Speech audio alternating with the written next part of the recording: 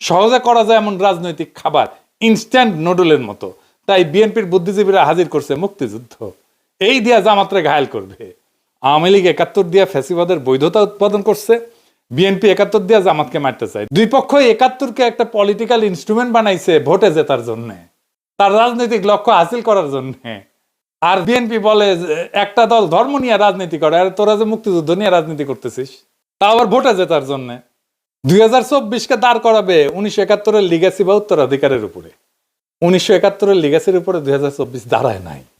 1971-এ যারা সিপাহীজলার তারা জিয়াউর রহমানকে রাজাকার বলতো, 1971-এর খেতাব কাইরে নিছে জিয়াউর রহমানের। আর সবাই ফ্যাসিবাদের সফটওয়্যার হার্ড পাওয়ার ছিল। 1971-এর নামে আমাদের উপরে ফ্যাসিবাদ চাপায় দেওয়া হয়েছে। 2024-এ দেখেছেন কেউ এসে বলছে আমি মুক্তিযোদ্ধা, আমি হাসিনা এই শাসনের বিরুদ্ধে, হাসিনার বিরুদ্ধে লড়াই করেছি, বলছে? বলে নাই।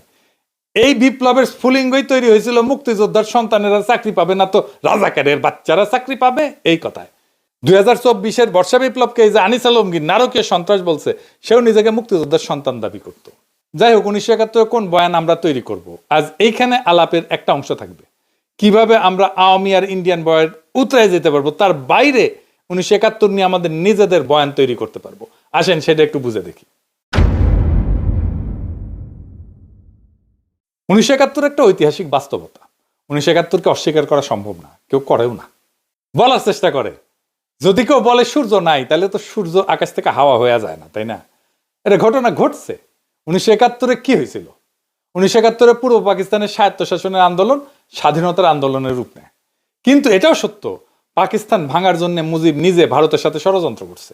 আগরতলা ষড়যন্ত্র করেনি? আগরতলা ষড়যন্ত্র মামলা হয়েছে না? পাকিস্তান যেন ব্যর্থ রাষ্ট্র হয়, সেই জন্য মুজিব চেষ্টা করছে ভারতের সাহায্য নিয়ে। ভারত সবসময় সাহায্য করে গেছে। পাকিস্তান হইল কমিউনিস্টরা কু করার চেষ্টা করলো, উত্থান ঘটলো আইয়ুব খানের। এই কুয়ের পেছনে ছিল সেই আদি অকৃত্রিম অখণ্ড ভারতের পূজারী বামেরা। ওই কু না হইলে পাকিস্তানে আর্মি এইভাবে এতদিন সামরিক শাসন চালাইতে পারে না। তবে পাকিস্তানকে ধোয়া তুলসী পাতা তা তো ছিল না। পাকিস্তান কেন সৃষ্টি হইল? পাকিস্তান সৃষ্টি হইল ভারতের সংখ্যালঘুদের জন্যই তো। মুসলমান আর হিন্দু দলিত দুই সম্প্রদায় মিলে পাকিস্তান আন্দোলন করলো। পাকিস্তান মানে কিন্তু পাক বা পবিত্র স্থান না। পাকিস্তান হচ্ছে একটা সংক্ষিপ্ত নাম, একটা ভূখণ্ডের। কোন কোন ভূখণ্ড? পাঞ্জাবের পি, আফগানিয়া যেটা আজকে খাইবার পাখতুনওয়ালা, ওটার আগে নাম ছিল আফগানিয়া, সেটার এ, কাশ্মীরের কে, সিন্ধের এস, আর বেলুচিস্তানের TAN, এই সব মিলে হইতেছে পাকিস্তান। তার মানে উত্তর পশ্চিম ভারতের কয়েকটা অঞ্চল জুড়ে একটা রাষ্ট্র। খেয়াল করেন, এখানে বাংলা নাই, পূর্ব বাংলা নাই। পাকিস্তান আন্দোলনের সূচনা ঢাকায়, মুসলিম লীগের জন্ম ঢাকায়। তারা আন্দোলন করতেছে যেই রাষ্ট্রের জন্য, সেই রাষ্ট্র কল্পনায় বাংলাই নাই। তাহলে ওই রাষ্ট্রে পূর্ব বাংলা টিকে না তো, মনোজগতেই তো নাই। ভাষার জন্য কিভাবে রাজনীতি পরিবর্তিত হয় বুঝছেন তো? ভাষার মধ্যে রাজনীতি কিভাবে লুকায় থাকে। পূর্ব বাংলা ঢুকছিল সংখ্যার জোরে, কিন্তু রাষ্ট্রের কল্পনায় ঢুকেনি তো। এইখানে ইতিহাসের লেন্স বদলাইতে হবে।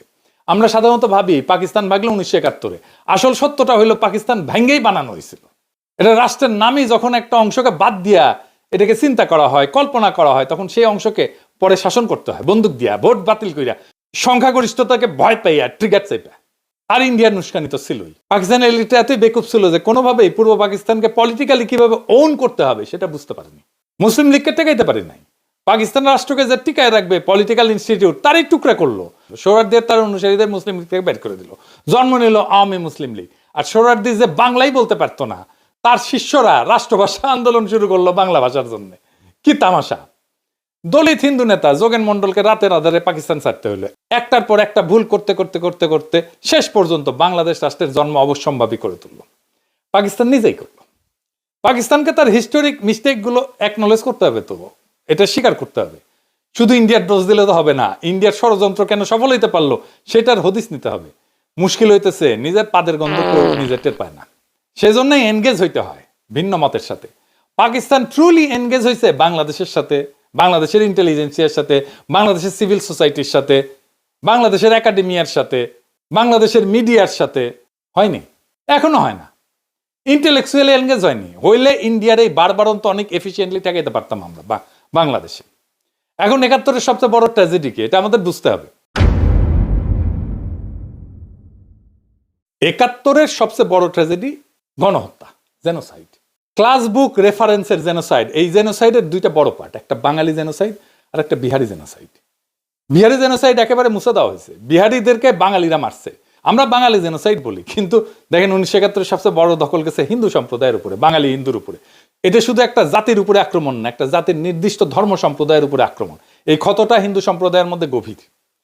আমার ফুলকুমারিতে পড়ছেন যে আমার বগুড়ার বাড়ি দখল করে নিয়েছিল আমাদেরই এক প্রতিবেশী, এখনো তারা আমাদের প্রতিবেশী, এখনো। এই যে এক্সট্রিমলি কমপ্লেক্স জটিল সিচুয়েশন, এটার তো প্রপার রিকনসিলিয়েশন হয়নি। তো আমার সেই প্রতিবেশী উনি তো কোনোদিন এসে আমাদের পরিবারের কাছে মাপ চান নাই যে কাজটা ভুলেছে, মাফ করে দেন। এখন পিনাকি দাবরানি দিলে ওই ভারীচারা হয়ে পালাইবে, সেটা অন্য কথা। কিন্তু বাংলাদেশের সব হিন্দু তো পিনাকি না, সে তো ভয়ে থাকে আমার বাড়ি না আবার দখল করে ফেলে। এইটাকে অ্যাড্রেস করতে হবে, জেনোসাইডের একটা ফয়সালা করতে হবে। আমি দুইটা কাজ খুব চেষ্টা করেছি এই সরকারকে দিয়ে, প্রফেসর ইউনূসের সরকারকে দিয়ে। 71 নিহতদের পুরো নাম তালিকা করা প্রজেক্ট, এক প্রফেসর কাজ করতেছেন এইখান থেকে ওইখান থেকে নানা ফান্ড টান নিয়ে, সামান্য একটা ফান্ডের জন্য উনি ফিল্ড ওয়ার্ক করতে পারতেছেন না, শেষ করতে পারতেছেন না। আমি হয়রান হয়ে গেলাম একটা ফান্ড ম্যানেজ করে দিতে।